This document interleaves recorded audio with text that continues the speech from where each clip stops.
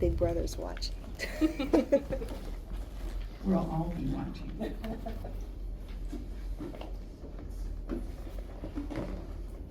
Okay, good afternoon. Thank you all for coming. I'm Barbara Sosa with the Friends of the Library. I think we are in for a treat this afternoon. When I was preparing my introduction, I couldn't help but think that this is exactly the kind of event that Blanche Collins would have loved. She was the staunch defender of our freedom to read, and she would have enjoyed MariNaomi's books and applauded their position as a California chapter leader of Authors Against Book Bans. MariNaomi, who uses the pronouns they and them, is the author and illustrator of the Space Award-winning graphic memoir, Kiss and Tell, a romantic resume, ages 0 to 22, as Jess is displaying. The Eisner-nominated Dragon's Breath and Other True Stories, Turning Japanese, which is my personal favorite, I Thought You Hated Me, and the Life on Earth trilogy, Dirty Produce, and I Thought You Loved Me.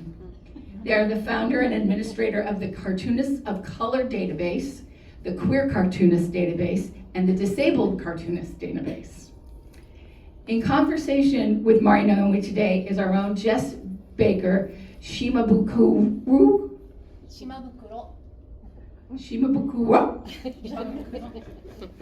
Director of the Blanche Collins Forum. I wish we could clone Jess for other board roles. She's been marvelous. She has an impressive resume. A cum laude graduate of UC Riverside, Jess has been a community organizer and leader for a long time for the Riverside San Bernardino County Indian Health Organization, the HIV Planning Council, the Rainbow Pride Youth Alliance, and the Asian and Pacific Islanders for Equality of Los Angeles. She is an active member of the Women for Genuine Security while working her day job as a library associate at the Carson branch of LA County. Although both have Japanese ancestry, MariNaomi is a mixed race, second generation Japanese American with roots in Fukuoka, Japan, and Jess is a mixed race, second generation Okinawan American with roots in Okinawa Islands. So let's sit back and listen to what they have to say about writing and reading in this time of the threat to the freedom of both.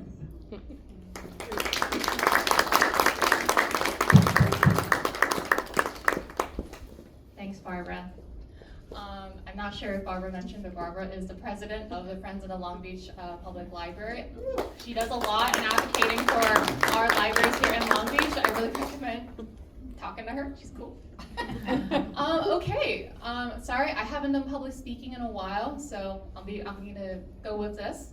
But thank you all for coming today on Monday at 4:30 p.m. But let us get started. MariNaomi, or would you like me to go back? Sorry, it's fine. Okay, cool.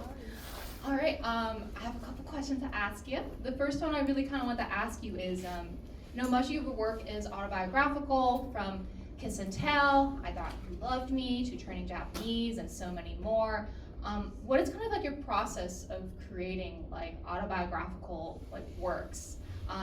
Especially at the beginning, I'm kind of asking this for myself because I have journaled for a long time, and I've noticed sometimes when I like to look through a lot of my older journals, especially when I'm trying to do like creative work and everything, it's kind of hard for me to like read a lot of those older journals for like the combination of like possible cringe I feel, possible vulnerability, and also just the fact that just creating something artistic from one's own background is just, it's like a double whammy in the creative process. So I kind of really want to ask you, like, what does that process look like for you? It completely changes with each book, so there is no one process. You really gotta read my latest book. It's all collages. It's called I Thought You Loved Me, and it's about me contending with a friend breakup that happened like many years before I wrote the book. It was a friendship that ended in my 20s, and I was in my 40s, and like, why have I not been able to get this person out of my head? So what I was doing was digging through journals and you see all my old journals in the being collaged into the book, and it's so cringe. And I think that's actually the only book where I got a lot out of my old journals. The thing is, like, I do look back on all my old journals, and they usually don't help me at all, because mostly I'm just talking about who I have crushes on, or like just like my feelings, which as a memoirist doesn't really help. I'm like, yeah, I know my feelings. But when did this happen? You know what I mean? So like my calendars, like the calendars I saved, and my agendas, like where I'm actually saying how many times I hung out with this person, like that is a lot more informative to me than blah, blah, blah, blah, blah. And then he picked me up, but then he was an hour late, and why can't he just respect me? And da da da da, like that does not help me. And it's also poorly written. And yeah, it's embarrassing, some of the misspellings I was doing when I was a full-on adult. So, but yeah, but it does help. It can help under certain situations, but it's never what you think is gonna help. But like how I got started, like with Kiss and Tell, for instance, like I wrote one comic that doesn't appear in the book because it actually happens after this book ends, and it was right after I was like in my late 20s, early 30s, getting out of a relationship, and I'm like, I need to write a comic about this guy, and I got it in my head. I'm like, what if I write a comic about everyone I've been with?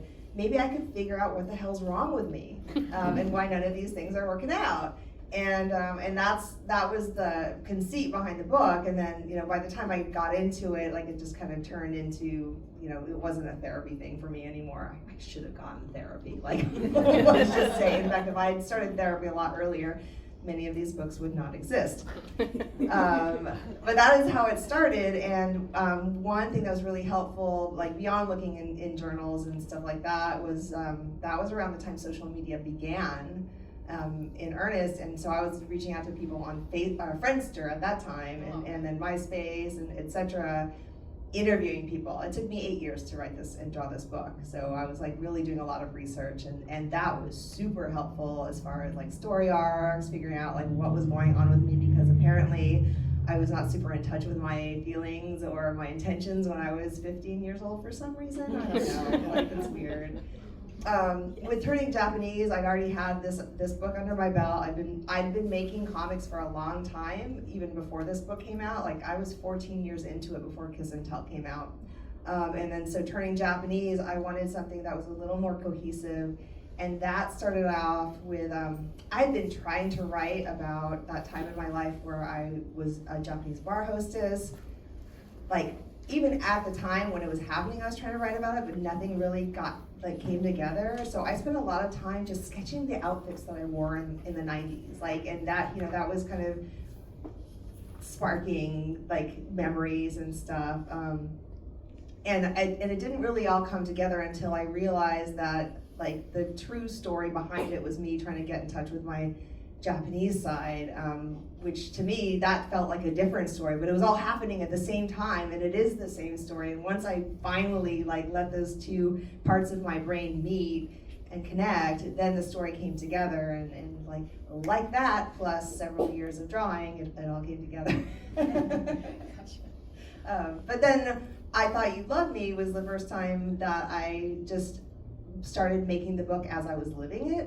And I'm like, I'm gonna get over this. Okay, here's me looking through my journal. And so then I was going through all my journals and then typing up the parts that I felt were relevant, and then like making comments about it and figuring out how like it was all a bunch of puzzle pieces, putting them together. So what I'm trying to say is there's no right way to do it, and I'm just like, go with your heart, you know, just start writing. I've been trying to write about a certain event that happened in Altadena a few years back, and it's been really hard. It was a very painful event, and I've been trying, and I've just been writing little essays, and I don't even know if they're gonna go anywhere, but like, and I've also been making little collages, but like at some point, like I'm gonna see what the book is, but like, you know, with any memoir, you just can't force it. You have to like wait until the story ends, I guess, and that might not happen for like decades, so yeah. Gotcha. I really like that part where you kind of mentioned that for, I think it was for Kiss and Tell, you mentioned that like you literally reached out to people on Friendster, which I will admit I don't know what Friendster is. I'm thinking about it. But sorry. But I really like that kind of collaborative process that you kind of made it to be, where I think a lot of people think like for autobiographical work, it's a lot of kind of like isolated, you're working by yourself, with your own memories, but the way how you kind of mentioned it could be more collaborative and could be kind of more, not just by yourself. I think that's kind of nice, because I don't really want to do this sort of stuff by myself, at least for that process. I don't know, but you kind of like listed a bunch of processes there, but go ahead. Doing it on your own, like it's like I like working a solitary. I don't like having a boss. I do love having an editor, which I don't think is the same thing as having a boss. It's like having someone help you versus having someone tell you what to do. But like I wouldn't exactly call it collaborative, because it's ultimately my story, and someone who reads the book. In fact, many people who have read the books are like, that's not how I remember it, but like, you write your own books. Like, this is my story, this is my memory. But there was a person, one of my exes that I found on one of those social media sites, who like we got back into touch. I think we dated when I was like 16 or 17, so by this point I was in my 30s. Hadn't seen him ever since, and like I remembered like how we met, and I remembered how like breaking up, but I didn't remember why we broke up or anything. And so it was very helpful when he's like, oh yeah, you were hung up on your ex. And like I was not cognizant of that at all. Like, I mean, maybe at the time I was, but I don't think so. Like, I think I was just like, I don't want to be in a relationship with, but like I didn't know why I felt that way. And as soon as he said that, I'm like, oh, that explains all the stories. Like every single time I rejected someone, that's why. And then I totally took, like that just carried the book from that point on. And it's like, oh yeah, that's right, my first love. Like I was not over him, even though I didn't want to date him, but like I was so messed up. And yeah, it really helped. Yeah, maybe the better word to say is clarity in that case, not collaboration. But yeah, I think thanks for kind of like clarifying clarity. All right, taking a little bit of a shift, beyond the many autobiographical works that you've done, your Life on Earth series is actually a fictional work that you have, a series. It focuses on 4 teens' struggles with various relationships, as well in the background, like a possible alien abduction. A lot of these stories, I remember reading the first one, it really reminded me a lot of the stories and narratives and themes that you cover in a lot of your other works, like Kiss and Tell, Training Japanese, Dragon's Breath. But what made you kind of want to draw their stories? Keep that in mind. Well, Jess, okay. You say it's fictional, I say it's my autobiography that I wasn't ready to write about yet. Oh, okay. The story came, like I could talk about this for an hour, so I'm going to try to keep it short. But when me and my agent were pitching Kiss and Tell in like 2008, 2009, one of the people who were interested, but like it was too mature of a book. I think it was actually Little Brown, who I have a book coming out with them like next year, I think. So I finally did connect with them and get with them. But at the time, they said, well, this is a little too mature for us. Would you be willing to write young adult? And I'm like, well, what's young adult? And so they sent me a box full of books. I don't think really young adult books had been, like graphic novels had been made yet, but they were just like toying with the idea. And I came up with a pitch of Losing the Girl. And at the time I was going through something where an ex-best friend had betrayed me and I wasn't over her yet, and I just heard some very horrible, I had just found out the real reason she had stopped being friends with me like 10 years prior. And I could not deal with it yet. And so I was like, I need to put myself in her shoes so I can move on.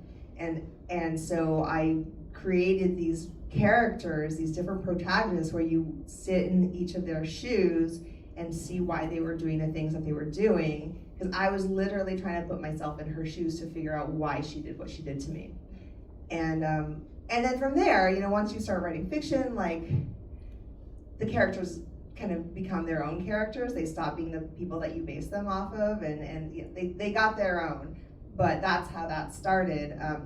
Little Brown didn't end up buying it because one of the conceit behind Losing the Girl was each chapter was told from a different point of view, but also drawn in a different style, depending on how they saw the earth, or how they saw the world. So like someone thinks in really black and white stylized versions versus someone's a little more like flighty, so there's no like panels. Another person's like very, I don't know, just the styles were supposed to give you like an intuitive feeling of like how they were mentally, and they change as the books go along. There's 3 of them, and color does start getting added as they stop thinking in black and white so much. Unfortunately, Little Brand didn't pick it up, and so we had been pitching it from 2009 or so until we finally got a publisher in 2017. And that was a publisher who really liked the second book that I came out with years later, so that's how I got that publishing deal, was because he really liked Dragon's Breath, and so he really got me. There were a lot of interested publishers, supposedly, according to my agent, but like they all wanted me to draw in the style of turning Japanese, because that was the first book that had any kind of financial success. Unfortunately, like after I'm done with the book, I'm done. Like I'm like, okay, I've done that. So people would be like, oh, well, this is great. Could you draw it all in the same style and that style? I'm like, no. The whole point is I want to do it from different perspectives and different illustrative styles. So it took a long time to find someone who would just like hold on to my vision and share the vision. So that's how that came apart. I can't remember the question actually. Oh, well, you answered it. Okay, and that that book. Well, we'll talk about more about that. Yes, we will. All right, thank you. Kind of shifting a little bit with, in line with like a lot of the autobiographical work that you've done, and maybe the reasons why you've done it. I kind of want to shift to kind of talking about representation a little bit. Kind of want to ask, like, I'm sure this is a question a lot of people have been asked themselves or it's resonated, but I'm going to ask you. When did you first feel represented by like a piece of media? And I don't know what your definition of representation is. Feel free to illuminate us. And media, that could be video games or whatever. It's up to you. But yeah, what was like the first time you felt represented? Whatever that means. I didn't think of it in terms of representation when it happened, but when the terrible movie Chasing Amy came out, that was the first time I saw a story about a comics artist who wasn't a man, who was bisexual, and who was getting biphobic kickback from her boyfriend as a result. And it was so powerful to me to see that in media that I had to go out and buy the terrible movie for myself and watch it again and again. The next time I could think of that happening was when Fresh Off the Boat came out. And I was, at that point, I had avoided Asians in media for a long time because every time, well, not every time, but pretty much every time there was like a Japanese person in a movie, like I would just feel incredibly like racist at. I mean, what's the proper word? Like it was always like very cringy. And so I'd heard that this Fresh Off the Boat was pretty good. And I was so tense, and I think I like had a couple drinks before we put it on. Even like I was just nervous to see it. I'm like, ugh, this is gonna suck. And that one of the very first things that happened in that show is this little kid's going to school with all his white peers, and they make fun of his food. And I mean, that's what happened to me. And apparently it's what happened to a lot of people, but I didn't know that, and I had never seen it before, and I started crying. I was like, oh, I guess I did need to see representation. I had no idea. And then I think the next time was Crazy Rich Asians, which, I'm not represented by that movie, but like I still cried. I think I kind of know what you mean about like, I guess I did need representation. It's not really something like, I mean, specifically I could share as myself as a kid. Like I grew up in Okinawa, Japan for the first 10 years. So when the representation that I saw, the community that I saw were folks who were Okinawan, like they were within my culture, but they were not Okinawan American, which is who I identify as. And I came back to the States with my family, because military family, we moved back when I was like 2003 or something like that. And for a while, I didn't know I needed like Japanese American representation. I didn't know I needed Okinawan American representation. I never had it up until maybe I was like 15. I remember I saw like I also went for a friend breakup. This was in middle school, but I saw my ex-friend reading this book. I think it was Kira Kira by Cynthia Kadohata. But it was Kira Kira. It's a middle grade book. I think I got the Newbery Award, but I remember seeing like Cynthia and then like Japanese last name like Kadohata, and I remember seeing that and being like, I didn't think that was possible because my name, the name that I legally go by, especially in school, was Jessica Baker. You know, my mother's last name, who I do go by now, it's not my legal name here in America, so I don't often see that. So when I think of myself as Okinawa American, I think of like, you know, I mean, English name. So, but it was such like a mind warp to kind of see like English name and like Japanese last name. And keep in mind, I'm not Japanese completely. I'm Okinawan American, but even seeing like that name, I had no idea what that book was about. I'll be honest, I don't even remember what that book is about today. I should maybe reread it. It was how pivotal. It sticks in my brain, but. Jit-sexing. Right, oh sorry. Jit-sexing. Yeah. And traveling, yeah. Oh, okay, Yeah, gotcha. and that's sisters. Oh, yes. I do Yeah. remember the sisters on the Yeah. cover, and I also Yeah. was very compelled seeing like folks who look like my mother on like a cover. Like I never saw that in America really. But yeah, I just remember like I didn't know I needed it, but I remember when I saw my ex-friend reading it, I actually was willing to talk to her and ask her, can you give me that book? I didn't talk to her for a year. Wow. But I was willing to break the silence because I was like, I need to find out who is this person. But like I didn't know I needed that representation. And I think when I was reading it, I did cry because I was like, I didn't know you couldn't have people like this here. But I was like, I think I was 15, which I think like it's a little too late for those sorts of realizations at that point. I mean, I think I as was always in my continued. 40s. Okay, that's great. I think the good thing to learn in that case is just it is a continuous thing that we need no matter what age we are. And I do remember being so struck by it. I'm still struck too when I feel represented in that sort of way. But I think at 15 it was really devastating how much I realized I didn't have that in my life, like at that point. But I know what you mean, like you don't feel like you need it until you get it. And then you just kind of realize, oh, I see the point. And then you're hungry for it. I would like to point out that one of our audience members is MariNaomi Hirahara, who writes these detective mysteries with Japanese Americans. And me and my husband listened to all of the audiobooks crying. Like they're all really good because of the representation. Thank you, Naomi, for existing. Thank you. Yeah, I mean, kind of going away from that, I guess. You know, as you've gone older, how is your relationship to like representation? You know, what is your relationship to representation now, and has it changed in any way? What it means to you?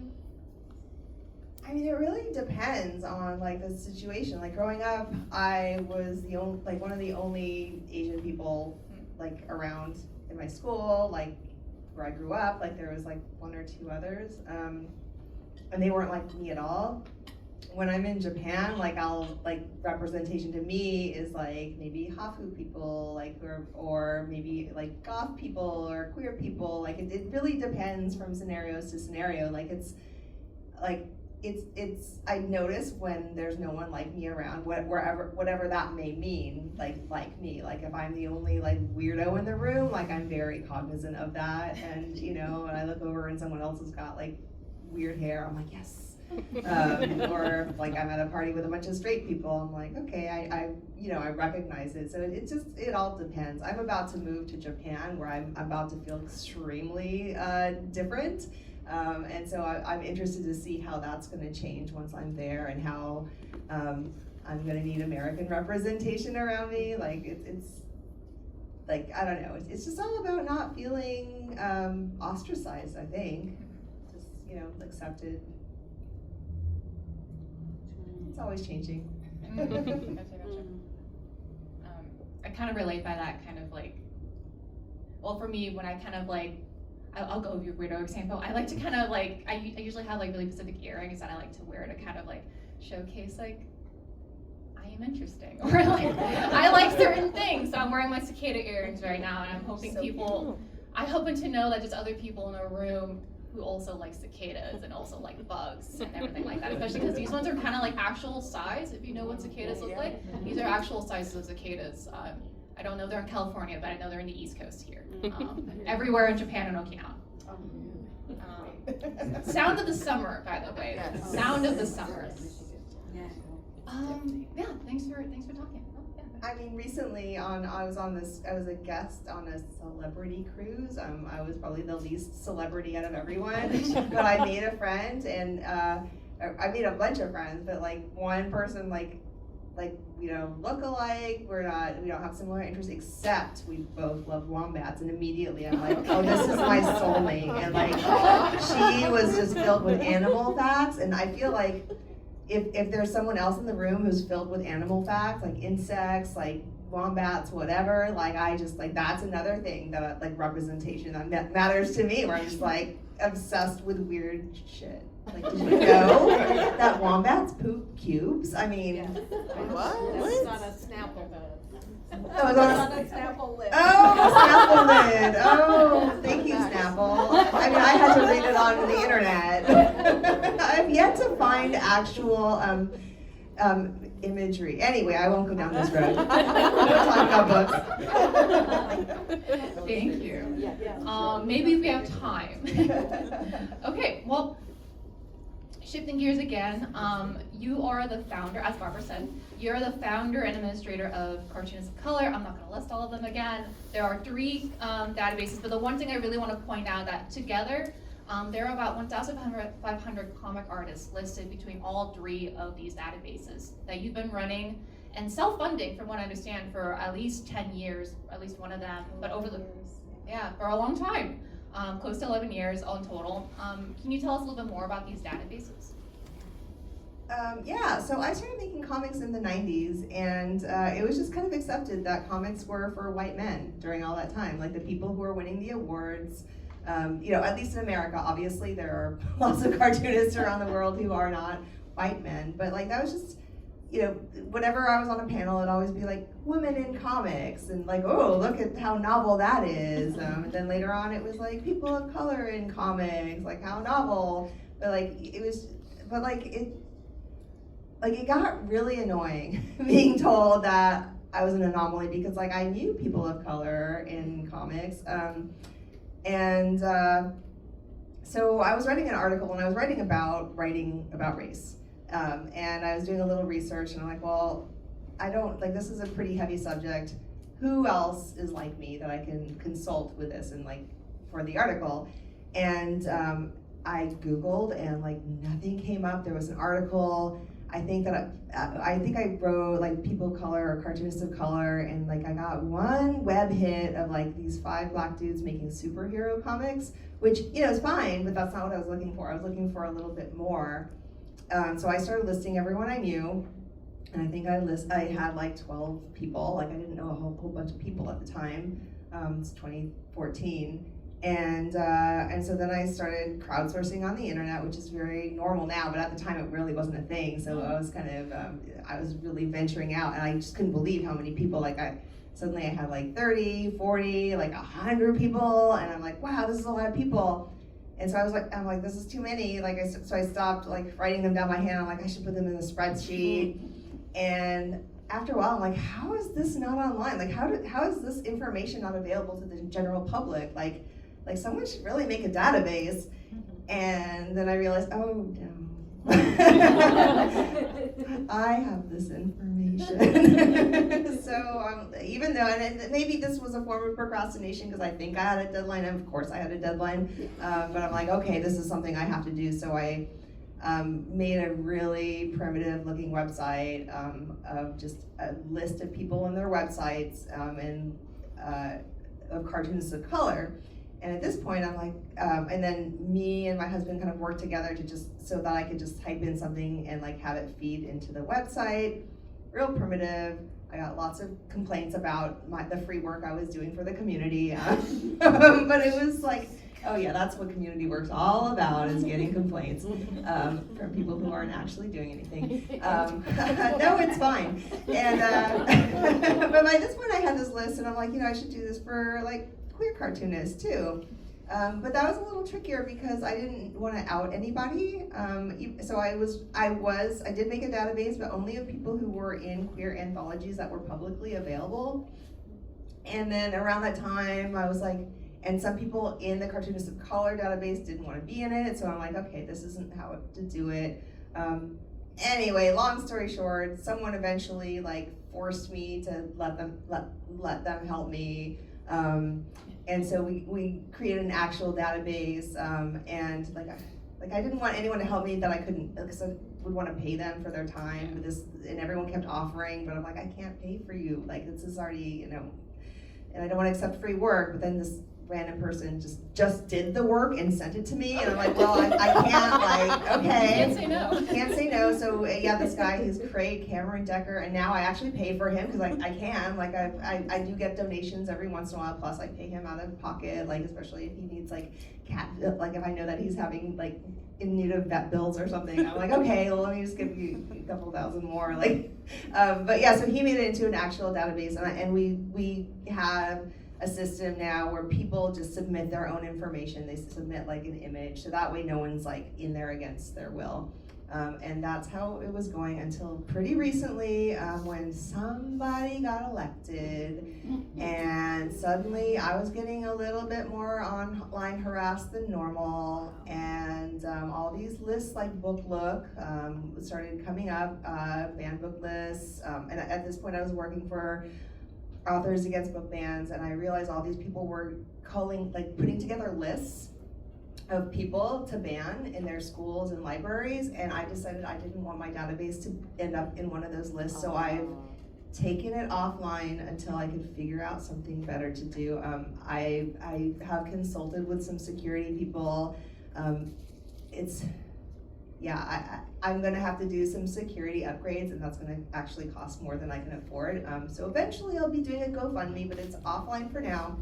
But the GoFundMe will basically be going from the ground up again, so that I can actually vet everybody who goes into the database, so I know who has access, and also to limit people's access, so that they can't just use it for nefarious purposes. I'm not entirely sure how this is gonna go, but I'm in the middle of moving to Japan, so like this is just kind of taking a back seat, and I think right now is just kind of a dangerous time to have people potentially get doxxed.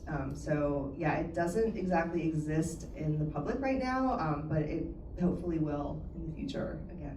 But in the meantime, like from what I've heard from a lot of people who were in the databases, a lot of people like got their first book deals, got their first like gallery shows, like a lot of like people who make anthologies have consulted it, booksellers, librarians. Like I've heard like from a lot of people that it's been helpful, so which is nice. It makes it worth it, and like I kind of consider it my community service, like things that I wish had existed before they did, and hopefully they will again.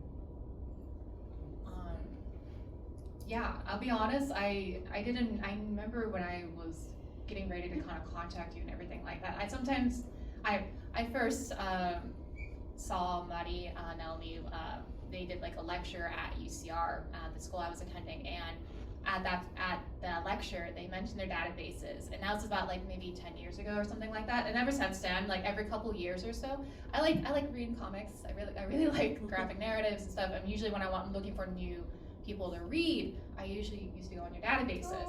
And I remember going back on your database like sometime in like late November when I was kind of like prepping for our conversation, and I realized like, oh, it's down for maintenance. Oh, that's cool, maybe like expanding or something like that. So I'm really I'm bummed out. Of course, I want to say a lot more things, but I want to keep it a little family friendly, so I'm not going to. But it's just really devastating though, because like I know it's falling in trend. This safety that you are doing, it's falling in trend of a lot of safety and protections that a lot of folks, myself included, and the LGBT community that we're doing right now. Something of note, I used to work at two LGBT organizations. If you go on the websites of the places I worked at, the staff pictures gone, last names are gone. Some people have initials. One that really bummed me out was there is an organization up in SF. They're called Lavender Phoenix. They're really cool. They do a lot of historical work, like really kind of mapping out, what is Asian American LGBTQ plus history in like America, and they've done a lot of like preservation. And something I really, really loved that they're organizing was they do constant selfies. And a lot of that kind of selfie work was like they were preserving history, they were preserving the moment, they were documenting for people in the future. And on their staff bios, it was so beautiful. You got to know these people who staffed these organizations. You saw their photos, you saw who they were, you knew who you were going when you were going to these places. I went back a couple weeks ago, and I was really sad to see all these photos are gone. Their last names are gone. It's initials. Some people I know, their names got taken off. And it's really sad. Like, it's kind of like a big reversal in a way. That's kind of what we're facing with kind of erasure in general. That's what's going on. Like, if you have, you give people an inch, they start taking a mile. Like, this is what's slowly happening. And I know it's a bummer, but it's the reality. But that's kind of like, it shows the importance of having these databases, but also protection's also key too. It's like a hard balance too. So I hope you get a really big donation for all these digital security measures that you have to do, and I hope all these other LGBTQ orgs, my old work, other folks that I know in LA County, I hope we all get a lot of grants and a lot of money to be able to continue doing this work, but safely, so we don't get doxxed. But yeah, I was really bummed to hear about that, and I was like, great. I mean, someday, yeah, someday it'll be better. I actually have such beautiful ideas that, of going forward, of like turning it into like more of a marketplace where people can sell their own stuff without. So cool. I know, because like also in addition to like all this stuff that's happening, like the publishing industry is really hard, especially for people who are on the margins. Like right now, like any kind of small press thing it's just really hard to be involved in small press at all, and so like anything that I could help, raise up people would be nice. And I mean, I just have all these lovely dreams, but like they are going to take a lot of work, and I want to make sure that everyone's safe. Like that's the #1 priority, is that people can keep making work without being doxxed into non-existence, because I know that happens a lot lately. Koalas are really cute. Nice segue. I'm sorry to segue it back to the original thing, but part of this conversation that we wanted to focus on too was about banned books. So kind of going a little bit there. I did want to ask, quite often when we talk about banned books or censorship, I might be living a little bit in a silo, I don't know, but I feel like whenever banned books is talked about, I usually hear a lot about the impacts of like the children, whether it's for like the children or it's for like children need representation, but I always feel like I hear children quite centered in the conversation. I don't often hear about the authors of the banned books, like how are they feeling? What's going on? How are they impacted? So, I kind of want to ask you directly, but I'm kind of spoiling it right here, but you've had your own work censored. How did that impact you when you found out one of your own works that you created was censored? It sucked. So a little background to this young adult trilogy. It came out, like I told you the background of getting it published, but in 2018 the first book came out, and it was a 3-book deal, and the last one released in March of 2020. And I was gonna wait until the last one came out before I did my huge cross-country tour where I'm like finally gonna promote everything. So yeah, I set out on March 2020, and I got, I think, 2 readings in before everything got shut down and I had to stop. And that was just devastating, because it was like I poured everything into these books, and I was really proud of them, and I worked closely with an editor who like made me take out like all the bad words, like didn't make me, but made me really justify every bad word, because he didn't want it to get censored. He didn't want people to ban it. There is one like really awkward sex scene where these 2 teenagers are fooling around, and he's like, no, we can't show these elbows. It was just like elbows and knees, like that, or maybe that's what it ended up being, but it was like basically it just ended up being speech bubbles going like, ow, wait, could you just, ow, no, what? It's supposed to be funny, and it's certainly not sexy, I'll tell you. It's about as sexy as teenage sex actually is, which is not. Spoiler, are there any teenagers here?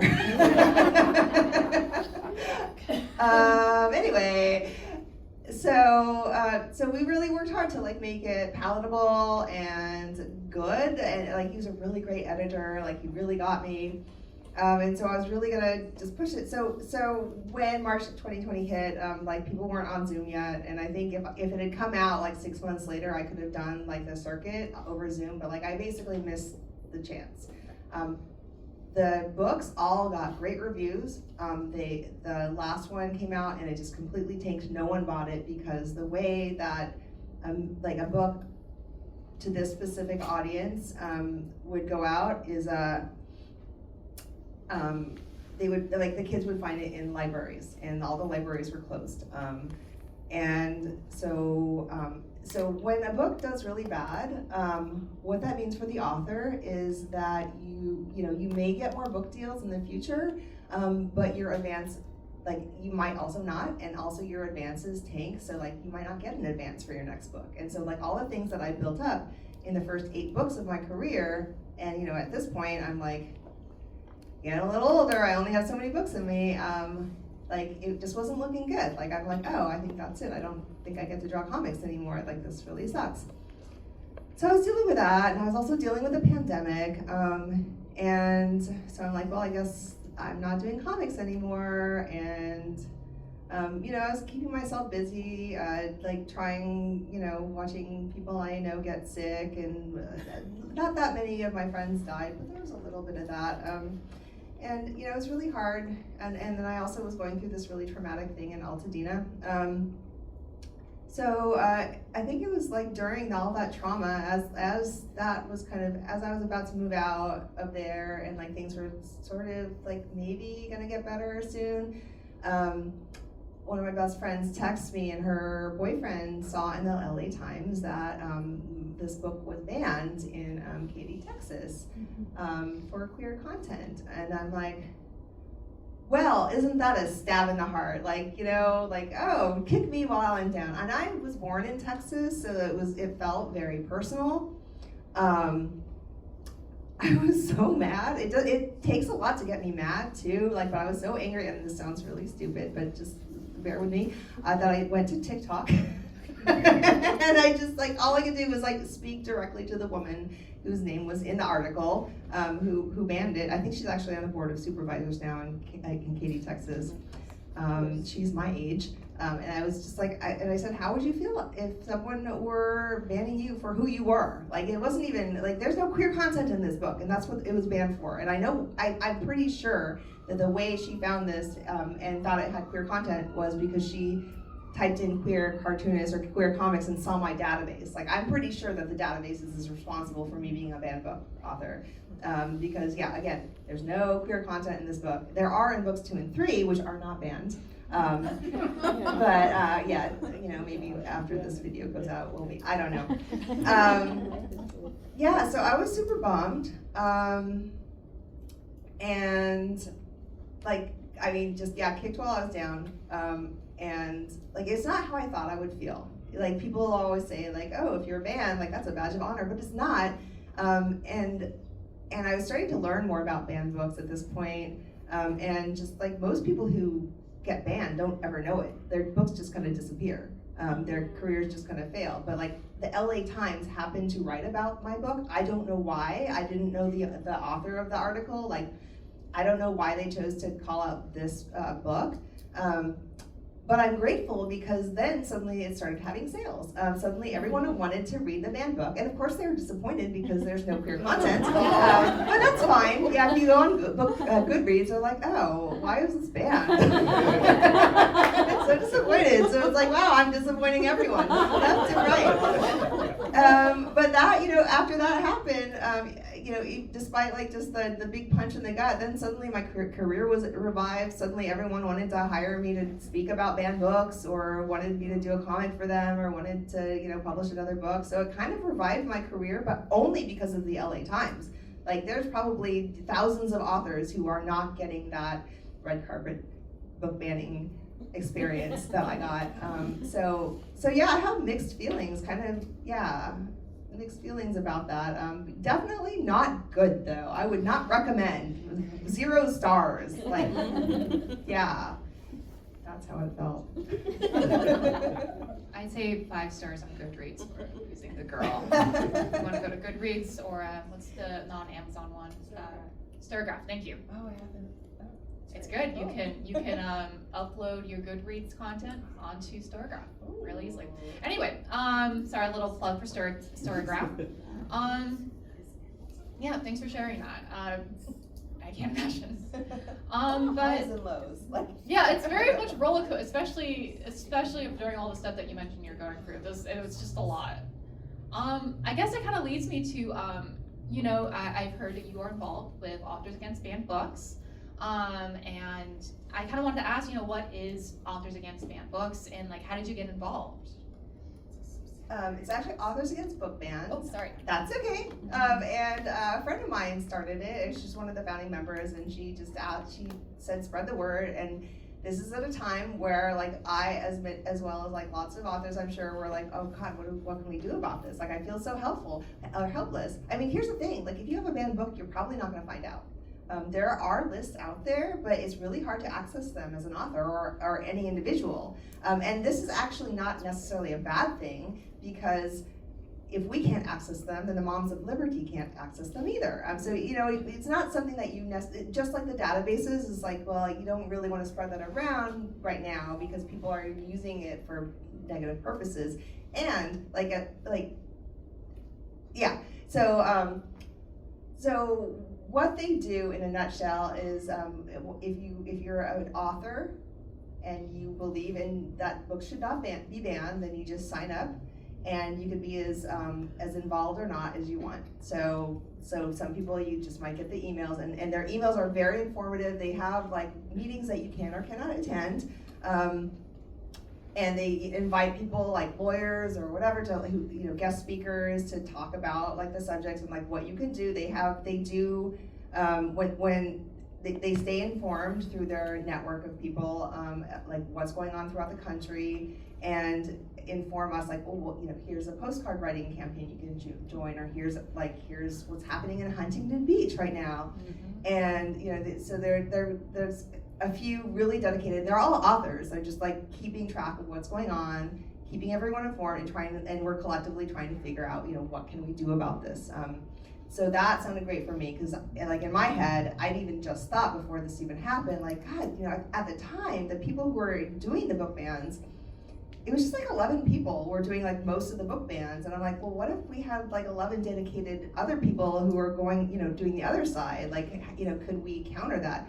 Now it's a little out of control. There's not just 11 people. There's a wider fascist movement, wider movement to do this.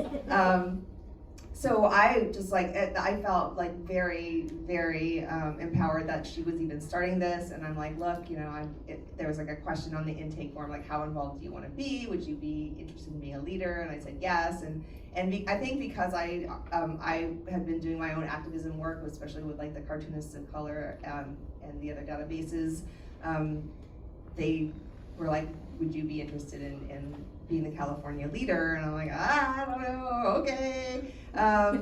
And I think I was a little over my head with it. Like, it was a lot, and I'm like, because California is actually the biggest, I think it has the most authors underneath them. So I ended up getting a couple other people to work with me as co-leaders, and that was really helpful. One of the things I did before then was I felt very radicalized by reading about Huntington Beach, that I was like, I've never spearheaded a protest before, but I'm just driving down there. Like, I don't care. I'm gonna go. Who's coming with me? I'm gonna drive down there and just protest. So I did that, and that was actually kind of amazing. I was really scared. I didn't know anything about Huntington Beach, and I did not know there were Nazis there, but everyone chose to tell me this as the days led up to that protest, and were telling me that I was crazy and that, what are you doing? You're gonna die. I did not die. It was great. People were mostly respectful. I did see some scary people, but they just kind of like scurried by. There was a beautiful moment where, oh gosh, I'm so sorry, I've forgotten your name. This is a wonderful woman who lives in Huntington Beach, and she does a lot of protests there, where she just basically puts a table out of banned books out, and says these were the books that were removed from the kids section. And so she was there with me. I had a bunch of authors carrying signs. it felt really good to do it and to feel like I was doing something. At one point, a cop came out and he just looked. I mean, I'm sure he's not a Nazi, but he had it. He didn't have any hair and he was white and he was wearing a uniform. And he's like, "Oh, what are you doing here? Is this all up with the up and up?" And he's like, "Ooh, everybody poops. My kid loves that." And they're like, "Well, guess what? You're not allowed to get it out of the library now." And he's like, "What? That's ridiculous." And I just felt like, okay, this is why we're here, was to show people that this is ridiculous. It was like, I think I did a pretty good job at keeping it off the internet because I didn't want like counter protesters coming. Like I didn't want to feel endangered. And apparently counter protesters did come after we left. One of the supervisors told me. As soon as they saw us, they're like, "Oh, we gotta get our own table out there," and so they came after we left, and they had their own table of like supposedly banned books, but they like put porn on the table, and like all these people are like, "This isn't in the kids section. I've never seen this in the kids section." Like, so that was pretty funny. So yeah, that's the only protest I've ever done, and probably the only one I will, because like I swear it took like 2 weeks of, I'm over 50, like I'm too old for this. I'm just like so tired after that, like I can't, just emotionally. I was just there for a few hours, but yeah, I felt pretty good about that. And I don't know, I did what else did I do? I did manage to get access to some of the lists. Like I was able to seek down people, like find people who had these banned book lists, and I did reach out to authors to let them know privately, like, did you know that you're banned here? This is what you can do, blah, blah, blah. And I did put a list together right around Banned Book Week of California authors who are banned. But it was a lot of work to get this information. Like, it's really hard to seek out. Like, first of all, like, where do authors live? I happened to have know who was on our roster for Authors Against Book Bans, so I just went from that. I'm like, I know you're in California, and oh, your book's on the list, and most people didn't know. Like, this was all new information for a lot of the people I told. But so I created a list, and I would give them out to specific bookstores that I knew who would be responsible with the information, stuff like that. But like it's a very grassroots campaign. I had to step back because, as I said before, I'm moving to Japan in like a couple weeks, so I'm kind of focusing on that. But yeah, I'm still part of the group, though. I'm just not a leader anymore. Thanks. I had questions, but they left my mind. Sorry. But I told you I'm a talker. No, you're good, because if you think about it, we're actually almost wrapping up. Oh, and now gosh. I only have 2 more questions left, but I'm nosy. What are you working on right now? If there's any details that you could share, but are you working on anything? Are you thinking about anything? I have a book that I've already written that's coming out that Trung Ling Nguyen is illustrating for Little Brown. I assume it's going to come out. It's a middle grade book. It's about middle schoolers who are non-binary and multiracial. So I don't know, maybe they'll arrest us first, or someone else who's not in Japan. I'm mostly working on Good into Japan. I am sort of fleeing fascism, but also I don't know if y'all are familiar with Project 2025, but on page 5 they talk about the trans ideology and authors and librarians who distribute this information being registered sex offenders and going to prison. So that is one of the things I'm fleeing from, and I'm running towards my parents who are elderly and need help. So it's kind of all coming together at the right time. So I will be gone for 4 to 8 years. I have a Patreon where I am documenting all of this, and I'm you think I'm TMI here, just you wait. So yeah, I'm talking about that whole process, things that are too personal for me to put on the internet publicly. I have developed, ever since I turned 50, so I'm 51 now, ever since I turned 50, for some reason, my lifelong, I've always disliked crafts, but suddenly I'm embroidering. I am sculpting. It is weird. I never cool. it's cool, but I always hated that stuff. It's so fiddly. But now I made these nails to go with this outfit for this event. And I never wore nails. I never cared. I'm too butch for these, but I don't know. Things are changing. I don't know. So yeah, I'm just I'm trying to find the joy that I can find, and ride stuff out. I have some nails. The first set of nails I made say Fuckelon. So yeah, I'm doing it. Thanks. And just to kind of reiterate where people can find you, you mentioned Patreon. Is there anywhere else that folks can find you, keep in touch with what you're doing, whether it's like your comics, your databases, your activism, so Patreon, anything else? I mean, Patreon's going to give you the most information, maybe more information than you want. My website's just my name.com, MariNaomi.com. Yeah, Patreon, that. I really love Blue Sky as far as like the new social media stuff. It's what Twitter used to be before it, We know.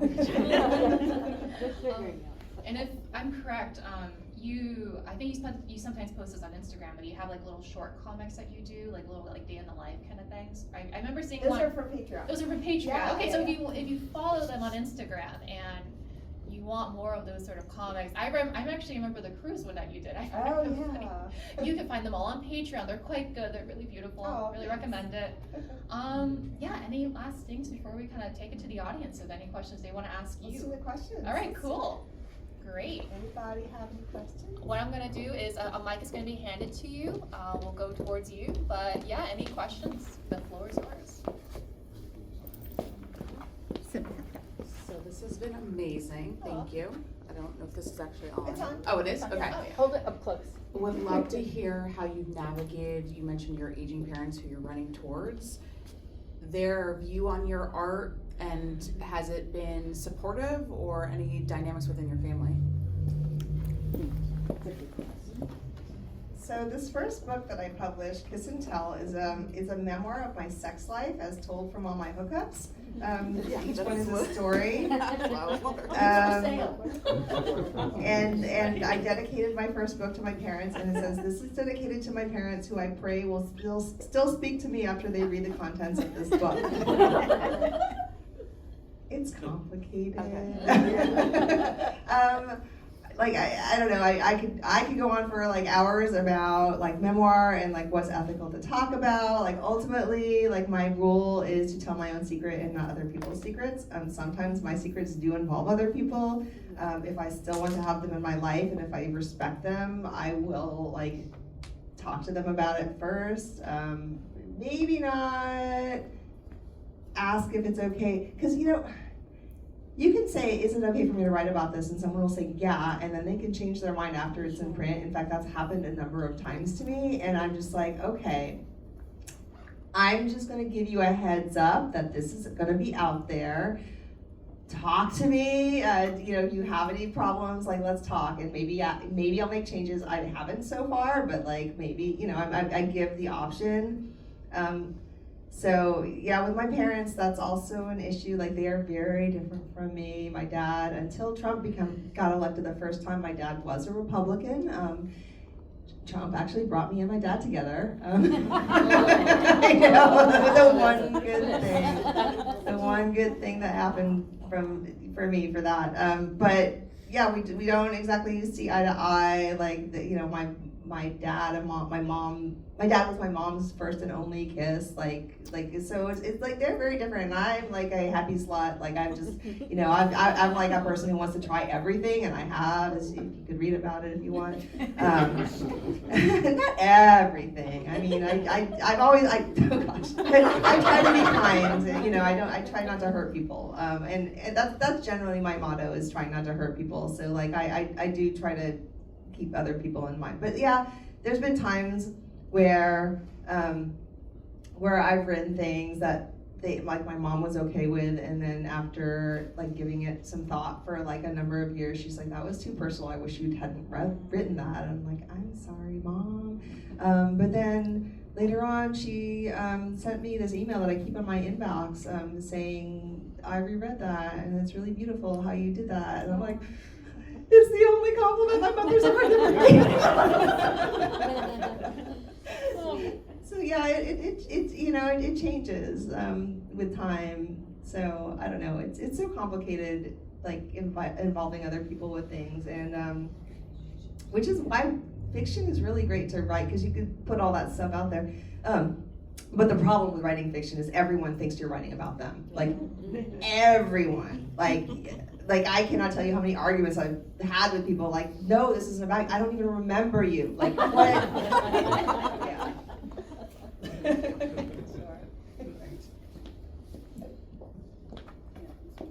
This is kind of a publishing nerd question, but you mentioned that you had a good editor. And I'm just curious to, because I just write text, and you're doing drawings and text. So does a good graphic novelist editor, do they have a background in art, or were they just avid graphic artists? And do they make comments on how you drew something as well as how you told it?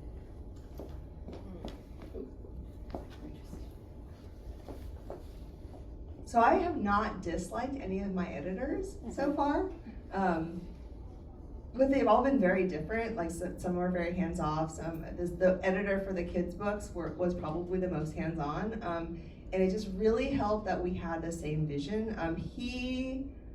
In some ways, I felt like he was almost like a graphic proofreader, where he would be like, did you mean to have the text bubble like touching this side? Like, he's not an artist. I don't think he's ever made a comic, or as far as I know, ever done a drawing in his life, but he knows comics really well. I believe he came from academia, so he studied it. Like, he knows his stuff. And he's so much more intelligent about comics than I am. Like I just do it. I'm very intuitive about it, whereas he just like knows all the theories. He knows like the rules or whatever. And so, he'd be like, did you mean to do this? And I'm like, yes. Or no. Or, here, justify this. You may be banned for putting this dirty word here. Is that worth it? And like, it was always no, except for one, which is a yes.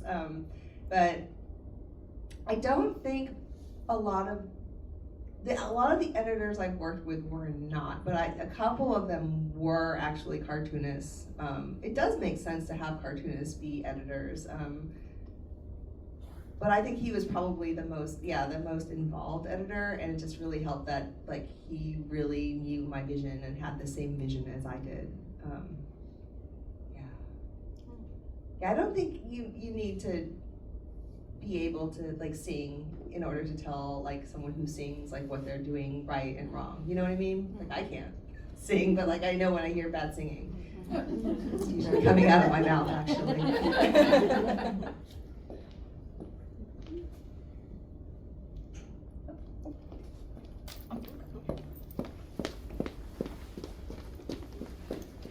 Hi. I am a fellow non-binary Asian American writer. And yeah, I thank you for your representation. And I guess I would like to ask something about, you're talking about fleeing to your parents and safety, and I went through a spiral recently, and I was like, do I go by a pen name now? Do I like not share my pronouns and by default? And I just feel like I went through this moment where I really turned inward and was like, maybe I shouldn't even write anymore. And I know that that's not the right answer, obviously. But I guess I'm just wondering if you might know of any resources for people navigating that like question of safety and wanting to continue making your art. Therapy. I heard you say therapy, and I actually agree with that. I don't know of any. I'm sure resources are out there, but like, I know some people are really critical of people who are stopping or who are going in the closet or whatever, but like, I feel like safety is important. Safety is the most important thing, and like, if you don't feel safe doing something, then yeah, I am all for having a pen name. Like, I have a pen name. This is not my, like, Naomi's not my last name. Like, that's my first and middle name. Someone put my maiden name on last name on my Wikipedia, so yeah, that's out there. But like, people still can't find me because I have a different name now. I'm so into my privacy, and I'm really glad that I took up a pen name, because things have gotten really crazy since 2004 when I decided to like chop off my last name. Yeah. I think like don't worry about like what other people think of you, what you're doing though, and I mean you should keep writing. Maybe don't publish, like if you're not feeling safe, like don't publish for a little while, but that stuff's not going anywhere. Like, you know, you could, like, the internet, the publishing world, that's gonna be around when you feel safe to do. Like, I know people who got doxxed, I know people who've had bomb threats, you know, who have people sitting outside their house, like, that happened, like, I mentioned, like, the Altadena thing, like, I had people, like, not for the same reason, but, like, who were just, like, standing outside of my house trying to intimidate me, like, it's terrifying. You cannot live like that. Like, you need to protect yourself. I mean, I really think you just do what makes you feel safe. And if that means don't write, like if it's making you feel unsafe to write, then that is not necessarily the wrong thing to do. But like your voice is important, but like that's not going anywhere. You know, that's what but I don't have it. But I'm sure you can, there's lots out there. Can I add something? You might want to make a friend of a librarian. Oh. Because they have an amazing set of knowledge as far as resources go, and the library, at least in Long Beach, we are the most welcoming place of anybody. So I'm going to put in a plug here. but yes, please feel safe. Thank you. Kindness plug, I love it. Go ahead, question. Somebody in here. Very low level. Where are you going to in Japan? Oh, Nagoya. Yeah. So, huge fan of your story, career, and life. One of my favorite elements was your time working for Sega of America and Seaman.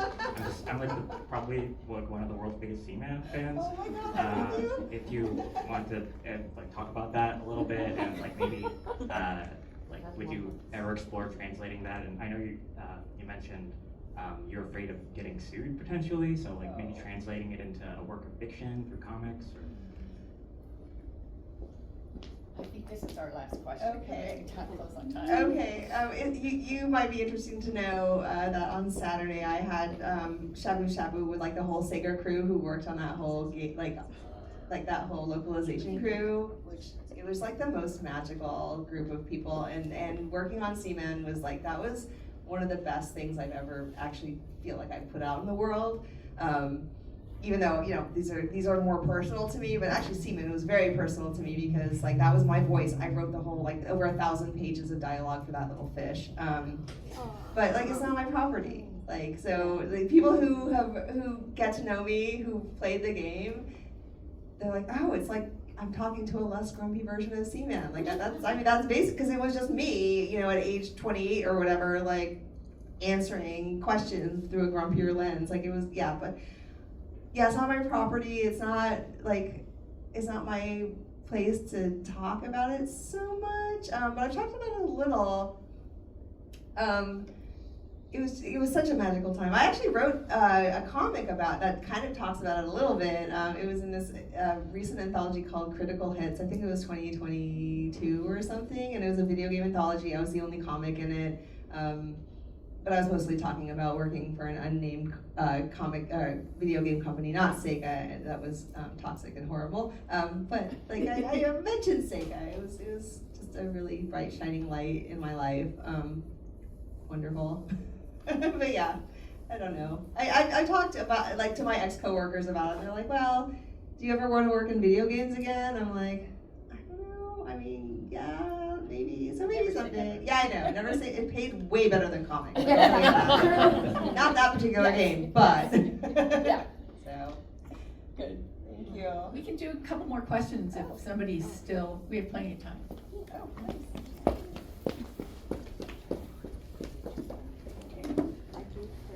Hi, I was wondering if there was any advice or tips for getting into graphic novels and comics.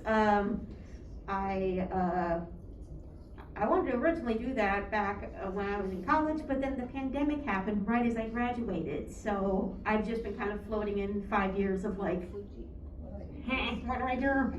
So like, especially as a outwardly trans, autistic, and disabled artist, I was wondering if you had any advice, any tips, anything would be really great. Yeah.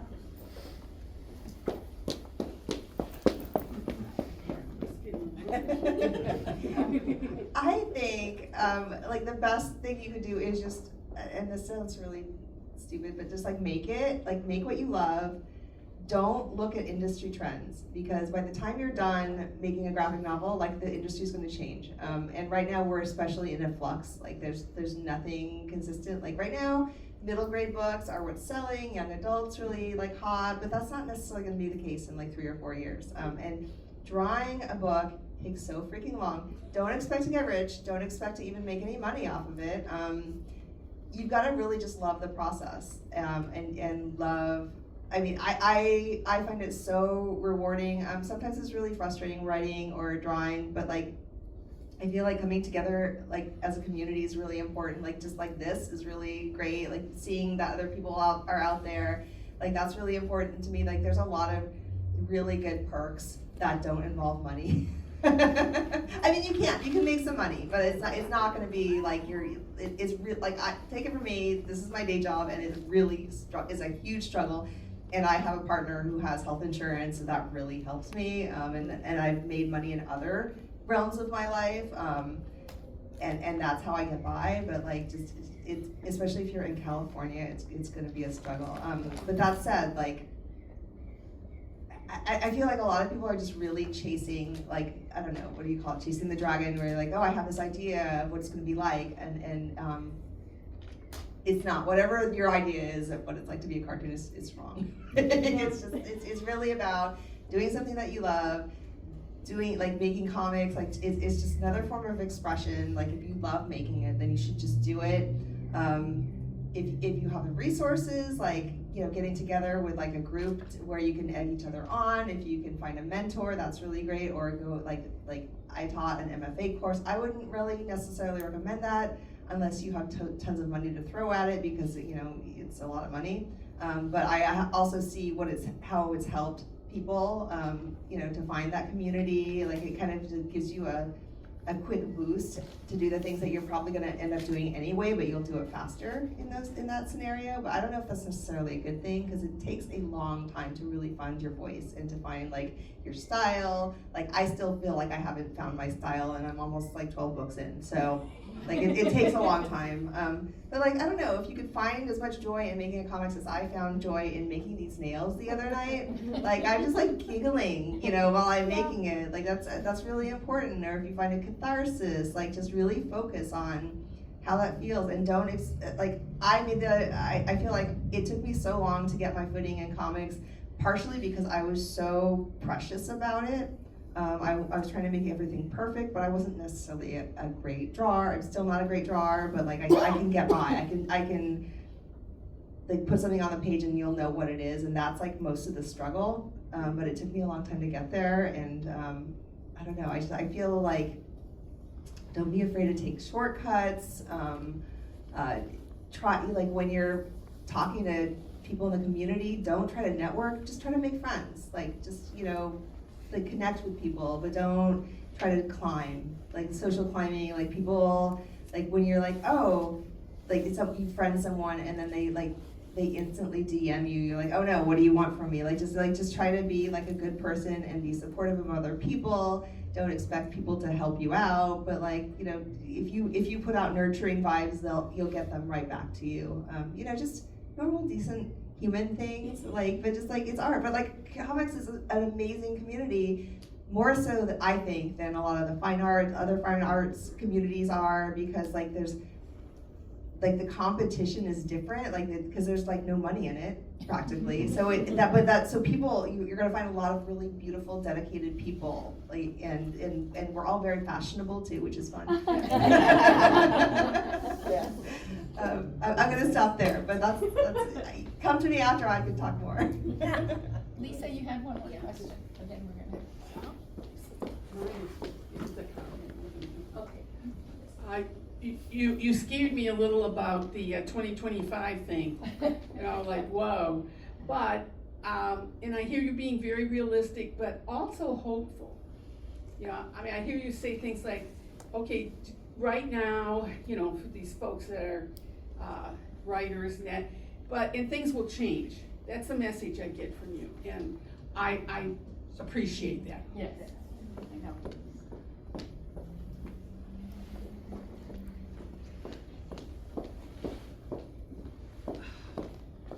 mean, death, change, and taxes are the only inevitable things, right? Yeah. You know, it can get worse, it's gonna get better, I don't know. Every time we have a good, I mean, but it's kind of my morbid side. Every time something good happens, I'm like, uh-oh, something bad's gonna happen to balance this out, and that's all, that's how it works. Thank you so much for having me. This was, thank you for coming out on a Monday, like, I'm just so appreciative. Like, I seriously thought no one would come, and I'm really grateful for everybody here.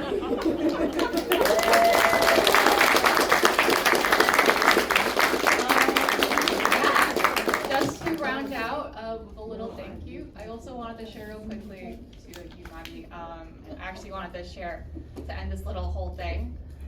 Thank you for writing Turning Japanese. I was rereading it actually in preparation to talking to you, and I just wanted to tell you that I'm actually going on a similar journey. I'm actually going on my honeymoon with my husband to mainland Japan and also Okinawa. But a lot of the experiences that you mentioned about language and the kind of a lot of the messiness of having a parent that didn't talk to you in that language, but you want to engage, and parents and everything like that.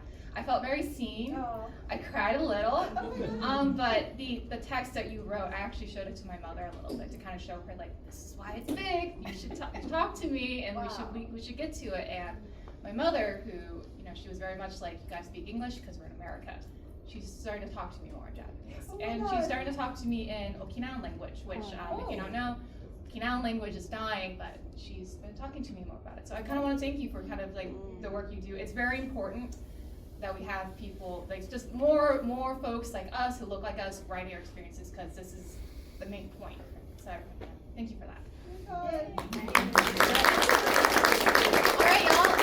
We're gonna clear this table. We're gonna move the camera. I'm sorry, but we're gonna segue on to the author signing. If you would like to buy a book to support, back over there, Sean, you could buy a book from him. But yeah, the rest of the time it's gonna be like author signing. So feel free to line on up right here once the chairs move.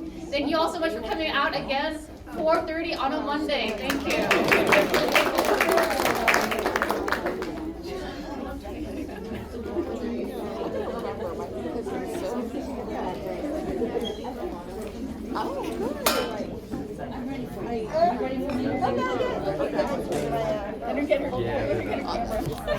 I invite you to